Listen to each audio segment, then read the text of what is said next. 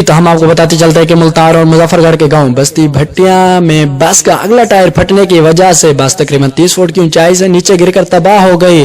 बस में कुल 45 मुसाफिर सवार थे, जिसमें से 7 मौके पर जाँ बहक हो गए और बाकियों की हालत अभी तक तशवीशनाक।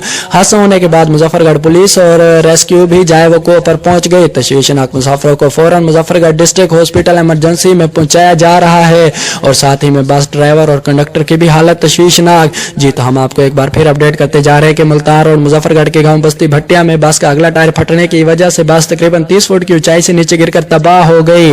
बस में कुल 45 मुसाफिर सवार थे, जिसमें से 7 मौके पर जाँ बहक हो गए और बाकियों की हालत अभी तक तशवीशनाक। हादसा होने के बाद मुजफ्फरगढ़ पुलिस और रेस्क्यू भी जाए वक़ूअ पर पहुंच गई। तशवीशनाक मुसाफिरों को फौरन मुजफ्फरगढ़ डिस्ट्रिक्ट हॉस्पिटल इमरजेंसी में पहुंचाया जा रहा है और साथ ही में बस ड्राइवर और कंडक्टर की भी हालत तशवीशनाक। कैमरामैन टीम के साथ मोहम्मद इजाज हंजरा, जनाब HD न्यूज, मुजफ्फरगढ़।